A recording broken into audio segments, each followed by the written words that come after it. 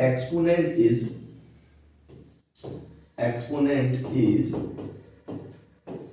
a method of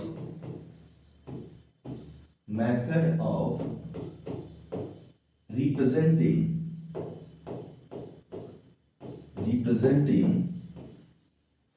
large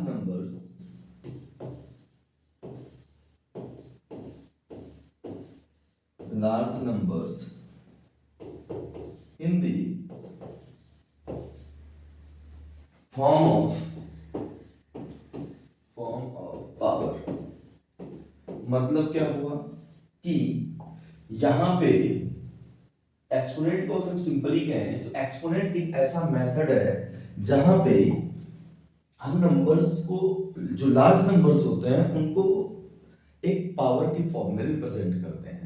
for the example, अगर एक rational number है x और उसका जो पावर है वो एक नेचुरल नंबर है n,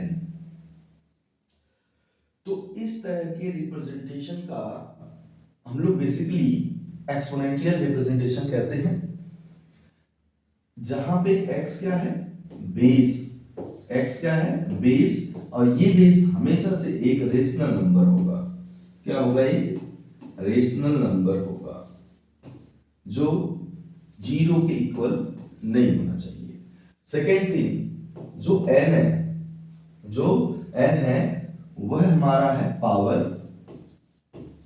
जिसको हम एक्सपोनेंट भी कहते हैं, एक्सपोनेंट ऑफ नंबर।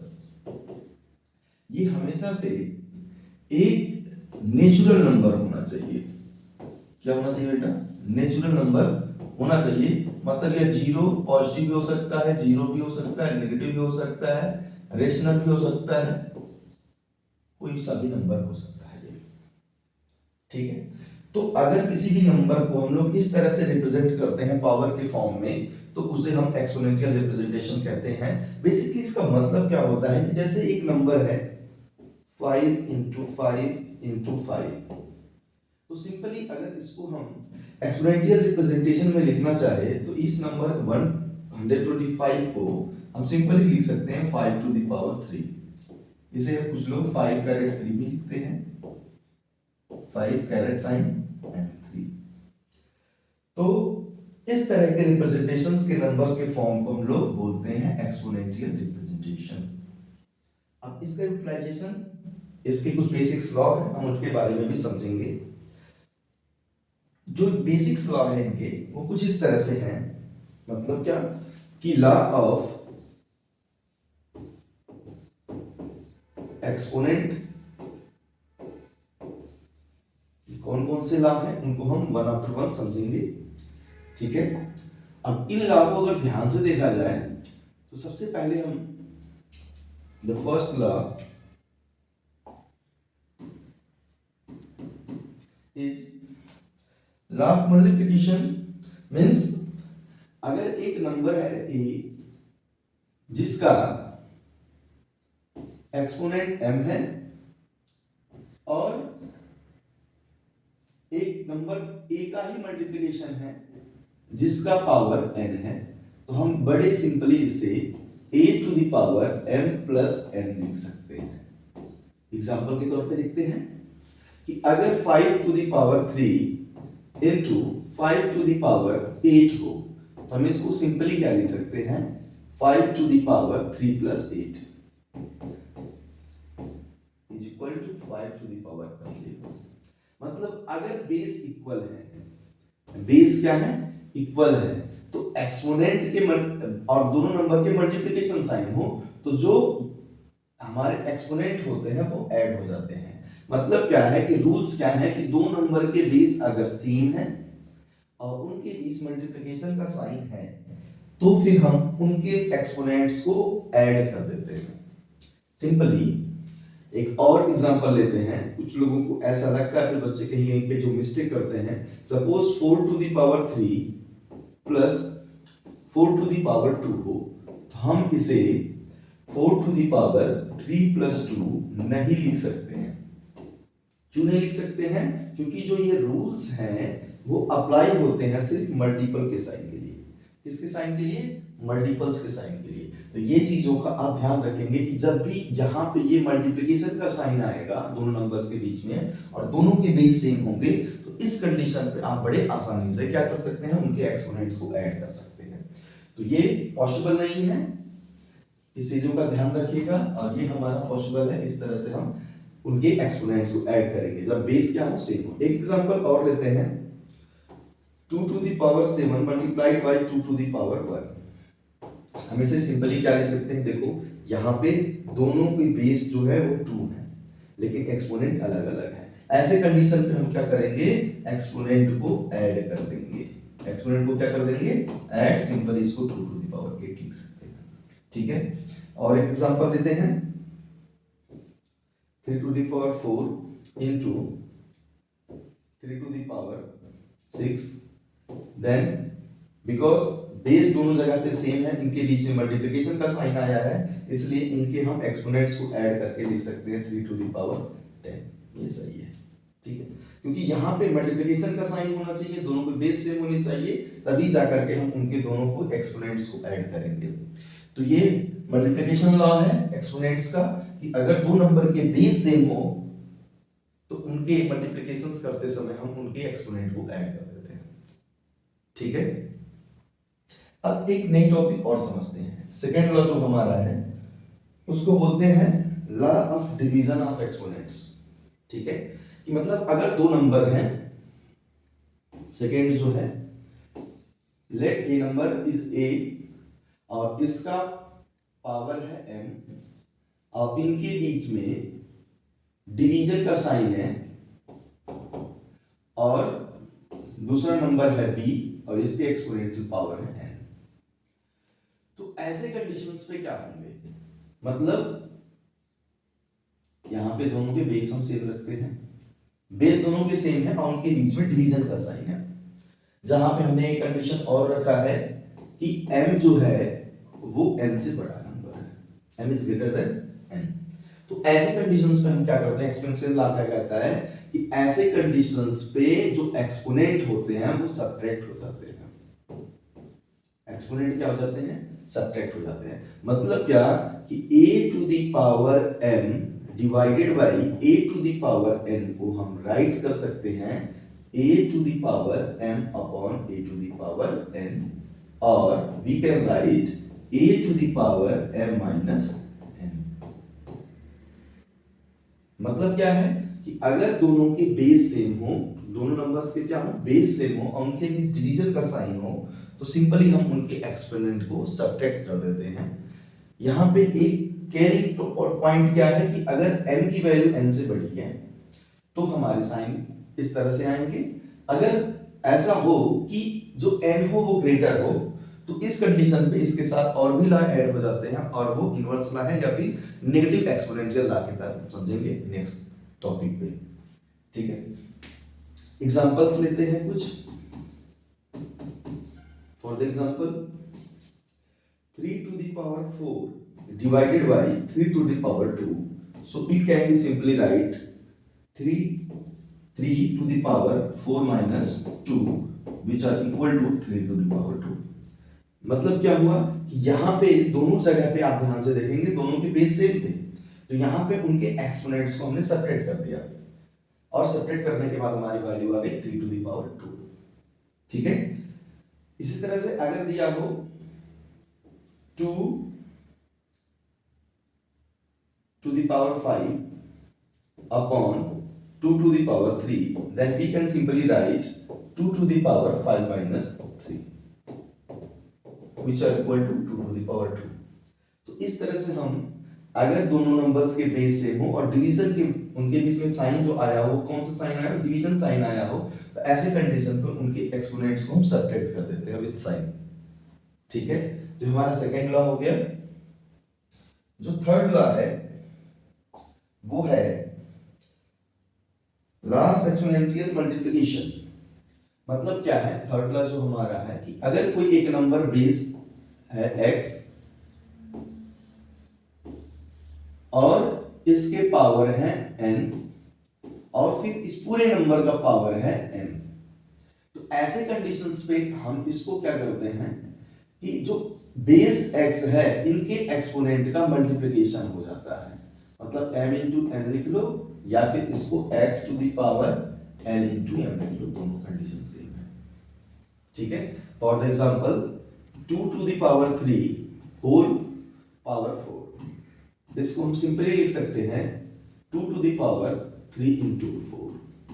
यहां पे याद रखने वाली बात क्या है, बेस 2 है जिसका एक्सपोनेंट है 3, फिर इस टोटल का एक्सपोनेंट है 4, इसलिए हम इसको दोनों एक्सपोनेंट का मल्टीप्लिकेशन, इन दोनों एक्सपोनेंट्स का क्या कर देते हैं मल्टीप्लिकेशन, और यहां पे हो जाएगा 2 टू द पावर 12 मल्टीप्लिकेशन करते हैं। सपोज दैट एक नंबर और है, एक एग्जांपल था, दूसरा एक एग्जांपल और लेते हैं 1/2 to the power 2 to the power 5, तो हम इसको क्या राइट करेंगे, तो ऐसे कंडीशंस पे याद रखिएगा ये जो पूरा बेस होता है, ये एक नंबर होता है बेस नंबर, इसमें हम कोई चेंजेस नहीं करते हैं लॉ को अप्लाई करते समय, तो बाकी ये हमारा नंबर 1/2 एज इट इज रहेगा। बस क्या करेंगे, इनके दोनों जो ये एक्सपोनेंट्स हैं 2 और 5, इनको हम मल्टीपल के फॉर्म में राइट कर देंगे। फाइनली इसकी वैल्यू हो जाएगी 1/2 to the power 10।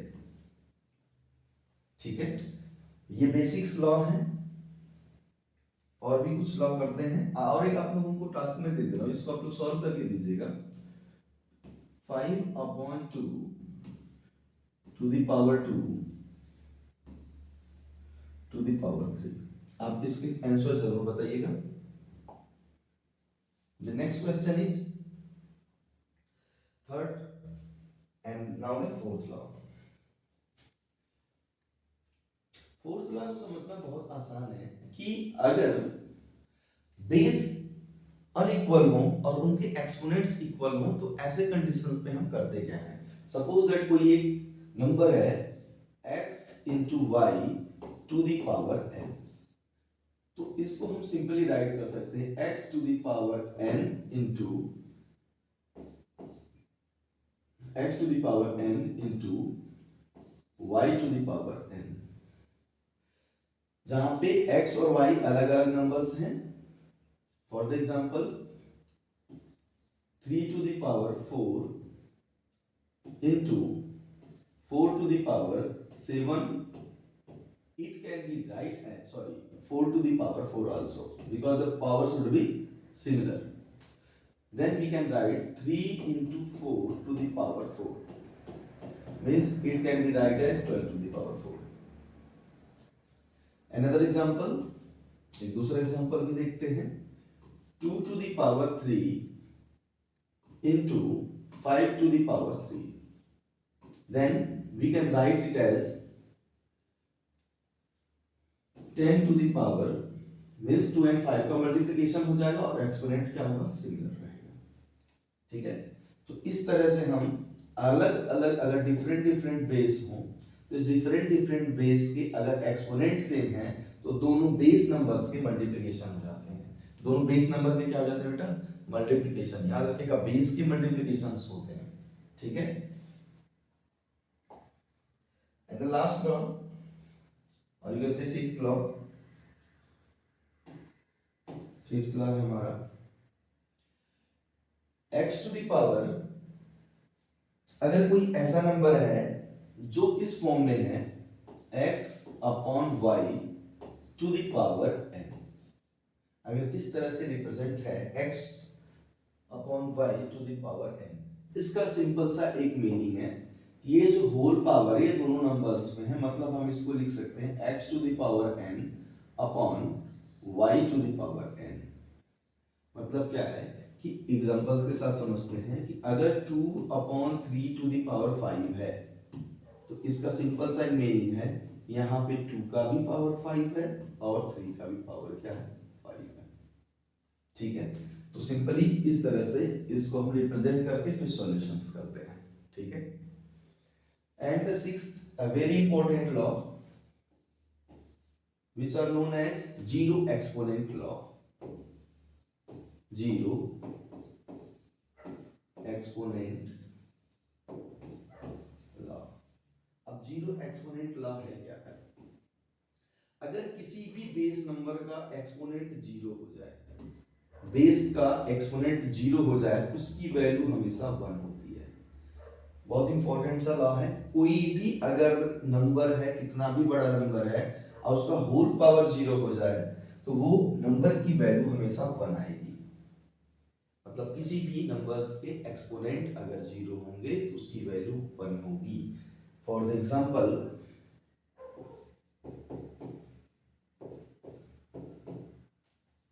3 to the power 0 it can be also write as 1, 5 to the power 0 it can be also write as 1। अगर दूसरे एग्जांपल्स लें 2x plus 3 whole power 0 it will be also equal to 1। मतलब कोई भी algebraic term हो या फिर कोई एक इंटीजर नंबर हो, रेशनल नंबर हो, इरेशनल नंबर्स हो, उनके एक्सपोनेंट्स हम लोग क्या कर दें, 0 कर दें, तो फिर उसकी वैल्यू क्या हो जाएगी, 1। बेस में कोई सा भी नंबर हो, अगर उसकी वैल्यू एक्सपोनेंट हम 0 करेंगे तो उसकी वैल्यू हमेशा क्या आएगी, 1। फॉर एग्जांपल एक क्वेश्चन और 0 लॉ पे लेते हैं कि 2 टू द पावर 0 प्लस 2 इसकी वैल्यू क्या होगी। तो देखो यहाँ पे 2 टू द पावर 0 का मतलब हुआ 1 और ऑलरेडी 2 है तो हम इसको 3 के इक्वल लिख सकते हैं। क्या लिख सकते हैं, 3 के इक्वल। इसी तरह से अगर लिखा हो 2x plus 3 to the power 0 plus 5 then it will be equal to 1। इस पूरे की वैल्यू क्या हो जाएगी, 1 plus 5 which are equal to 6। if 2 to the power 0 multiplied by 5 then what will be the value, then it will be simplified as 2 to the power 0 is equal to 1 into 5 to the power 2 which are equal to 5 to the power 2।